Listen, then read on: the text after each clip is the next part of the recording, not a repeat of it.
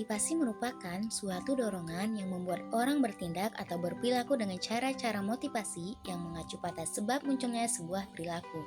Seperti faktor-faktor yang mendorong seseorang untuk melakukan atau tidak melakukan sesuatu. Motivasi dapat diartikan sebagai kehendak untuk mencapai status, kekuasaan, dan pengakuan yang lebih tinggi bagi setiap individu. Motivasi justru dapat dilihat sebagai basis untuk mencapai sukses pada berbagai segi kehidupan melalui peningkatan kemampuan dan kemauan. Pengertian motivasi.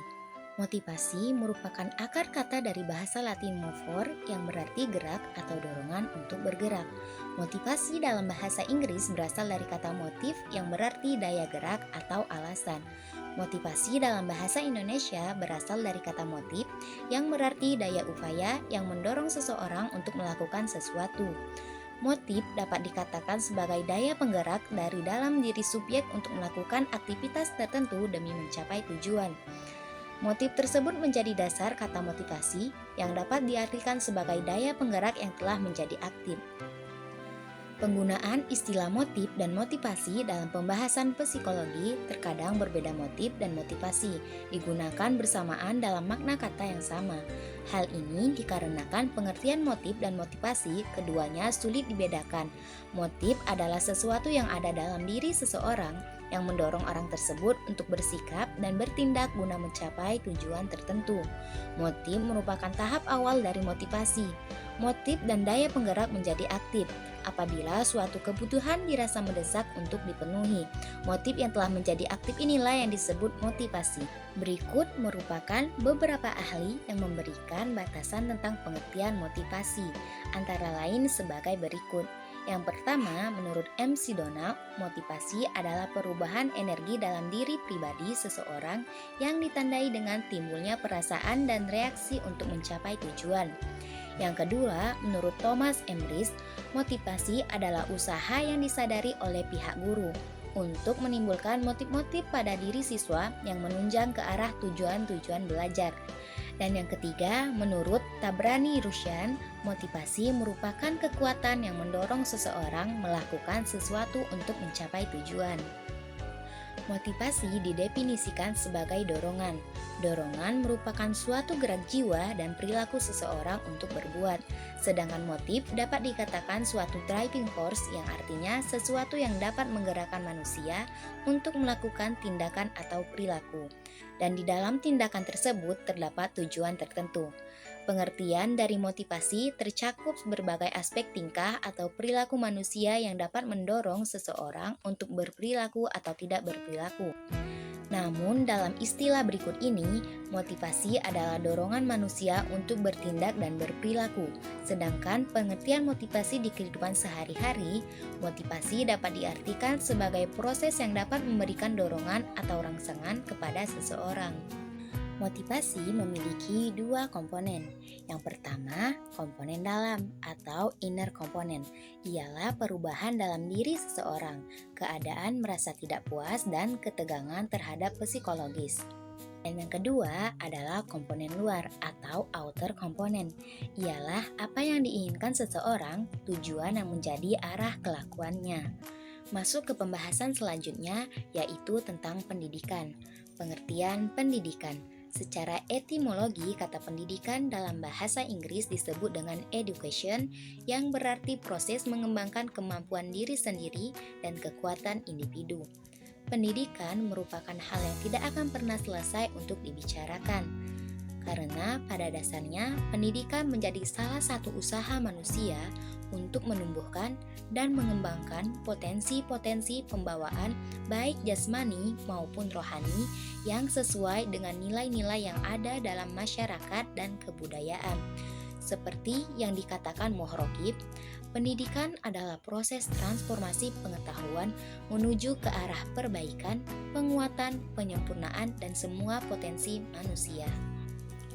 Agar lebih memahami apa arti pendidikan, kita dapat merujuk pada pendapat beberapa ahli berikut ini. Yang pertama, menurut Ki Hajar Dewantara, pengertian pendidikan adalah proses menuntun segala kekuatan kodrat yang ada pada anak-anak peserta didik agar mereka mencapai kebahagiaan dan keselamatan yang setinggi-tingginya. Yang kedua, menurut Crow and Crow, pengertian pendidikan adalah proses yang berisi berbagai macam kegiatan yang cocok bagi individu untuk kehidupan sosialnya dan membantu meneruskan adat dan budaya kelembagaan sosial dari generasi ke generasi.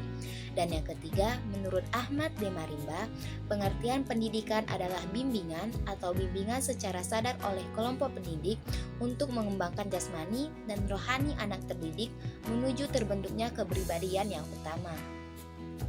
Pendidikan menurut Undang-Undang Republik Indonesia.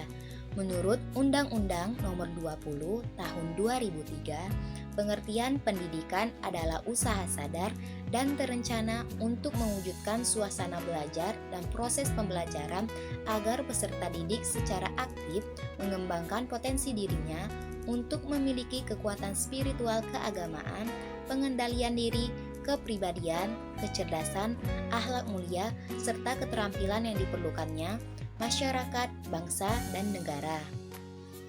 Selanjutnya adalah faktor yang memengaruhi motivasi. Motivasi seringkali dijadikan pembahasan dalam sebuah penelitian. Pembahasan akan motivasi sangat penting untuk ditelusuri dengan mengingat bahwa motivasi menjadi unsur penting dalam mendorong tercapainya suatu tujuan. Dalam konteks individu, seseorang akan termotivasi apabila memiliki suatu tujuan dan mengetahui bahwa itu dapat mendatangkan keuntungan baginya. Dalam konteks organisasi maupun perusahaan, motivasi berperan penting dalam menunjang kinerja organisasi tersebut, terutama apabila seluruh anggota memiliki tujuan yang sama sehingga tumbuh kekompakan untuk bekerja sama dalam mencapai tujuan tersebut. Secara umum, faktor-faktor yang mempengaruhi motivasi adalah A. Kebutuhan fisiologis ditunjukkan dengan kebutuhan dasar manusia. Oleh karena itu, kebutuhan ini masih bersifat kebutuhan jasmani atau fisik. Kebutuhan ini berupa pemberian kebutuhan sandang, papan, dan pangan. B. Kebutuhan sosial ditunjukkan dengan melakukan interaksi dengan orang lain yang diantaranya dengan menjalin hubungan yang harmonis, kebutuhan untuk diterima oleh orang lain, dan kebutuhan akan rasa perasaan ikut berpartisipasi. C. Kebutuhan penghargaan ditunjukkan dengan pujian, yaitu kebutuhan untuk dihormati dan dihargai oleh orang lain. D. Kebutuhan perwujudan diri ditujukan dengan sifat yang menantang di mana seseorang akan menyerahkan kecakapan, keterampilan, dan potensinya. Selanjutnya, kita akan membahas faktor-faktor yang mempengaruhi pendidikan. Adapun masing-masing faktor pendidikan akan dijelaskan sebagai berikut. A. Faktor tujuan. Setiap aktivitas tentunya memiliki tujuan yang hendak dicapai. Begitu pula dengan suatu pendidikan. Tujuan pendidikan pada hakikatnya memiliki kedudukan yang menentukan dalam kegiatan pendidikan. Faktor tujuan pendidikan. Ada beberapa faktor. Yang pertama, tujuan umum. Tujuan umum merupakan sesuatu yang akhirnya akan dicapai oleh pendidikan. Seperti dikemukakan di atas, kedewasaan merupakan tujuan pendidikan. Maka berarti semua aktivitas pendidikan harus diarahkan ke sana untuk mencapai tujuan umum tersebut. Jadi jelasnya bahwa yang menjadi tujuan umum pendidikan adalah kedewasaan. Yang kedua, tujuan khusus. Tujuan khusus diartikan sebagai suatu pengkhususan dari tujuan umum. Seperti disebutkan bahwa tujuan umum kedewasaan adalah universal. Manusia dewasa yang universal itu diberikan bentuk yang nyata berhubungan dengan kebangsaan, kebudayaan, agama, sistem politik, dan sebagainya. Demikianlah manusia dewasa di Indonesia memiliki ciri khas sesuai dengan falsafah hidup bangsa Indonesia, yaitu Pancasila. Yang ketiga, tujuan insidental. Tujuan insidental merupakan tujuan yang menyangkut suatu peristiwa khusus. Sebagian pakar mengatakan bahwa sulit mencari hubungan antara tujuan insidental dengan tujuan umum. Namun sebenarnya tujuan insidental tersebut terarah kepada pencapaian tujuan umum. Yang keempat, tujuan sementara. Tujuan sementara merupakan titik perhatian sementara yang merupakan persiapan untuk menuju kepada tujuan umum. Tujuan sementara memberikan kesempatan kepada pendidik untuk menguji nilai yang ingin dicapainya dengan pembuatan yang nyata.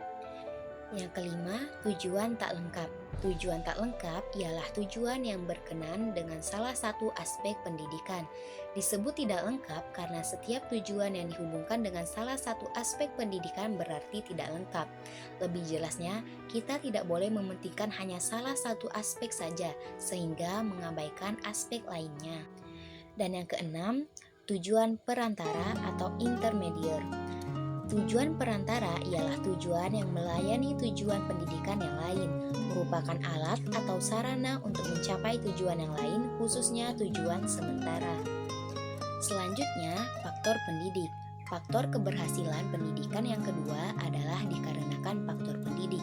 Pendidik biasanya juga disebut guru, ustadz-ustazah, atau teacher. Pendidiklah yang memberi santapan jiwa dengan ilmu, pendidikan akhlak, dan membenarkannya. Maka menghormati guru berarti penghormatan terhadap anak-anak pula. Agar dapat menjadi pendidik atau guru yang baik, hendaknya ia memiliki sifat-sifat sebagai berikut. Yang pertama, zuhud, tidak mengutamakan materi dan mengajarkan mencari keridhaan Allah Subhanahu wa taala semata. 2. Bersih tubuhnya, jauh dari dosa dan kesalahan, bersih jiwa, terhindar dari dosa besar, sifat ria atau mencari nama, dengki, permusuhan, perselisihan, dan lain-lain sifat yang tercela. Yang ketiga, ketulusan dalam bekerja. Yang keempat, yaitu suka memaafkan. Yang kelima, seorang guru adalah seorang ayah sebelum ia menjadi seorang guru. 6. Guru harus mengetahui kebiasaan siswa, dan guru harus menguasai mata pelajaran. Selanjutnya yaitu faktor peserta didik.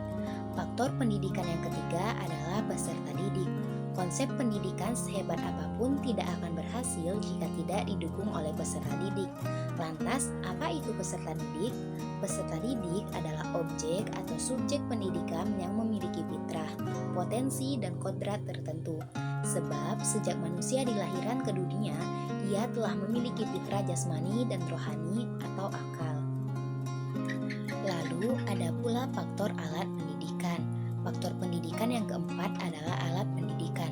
Alat pendidikan adalah suatu tindakan yang dilakukan dengan sengaja oleh pendidik terhadap peserta didik dengan maksud untuk mencapai tujuan yang diharapkan oleh pendidik yang menggunakan alat pendidikan tersebut. Apabila perbuatan dalam situasi tersebut tidak disengaja untuk mencapai tujuan pendidikan, maka perbuatan tersebut disebut faktor pendidikan, bukan alat pendidikan. Faktor pendidikan yang terakhir adalah faktor lingkungan.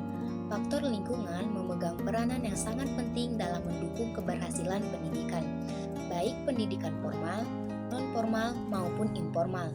Lingkungan pendidikan yang baik akan menghasilkan pendidikan yang baik. Sebaliknya, tanpa adanya lingkungan yang baik, niscaya tidak akan menghasilkan pendidikan yang baik. Lingkungan pendidikan yang baik dimaksud adalah lingkungan yang mendukung tercapainya tujuan pendidikan dalam arti luas. Kesimpulannya, motivasi merupakan suatu dorongan yang membuat orang bertindak atau berperilaku dengan cara-cara motivasi yang mengacu pada sebab munculnya sebuah perilaku. Sedangkan pendidikan merupakan usaha secara sadar untuk mewujudkan suatu pewarisan budaya dari satu generasi ke generasi lainnya. Faktor motivasi bahwa yang mempengaruhi motivasi meliputi faktor internal yang bersumber dari dalam individu dan faktor eksternal yang bersumber dari luar individu. Sedangkan faktor pendidikan meliputi faktor tujuan, faktor pendidik, faktor peserta didik, faktor alat pendidikan, dan faktor lingkungan.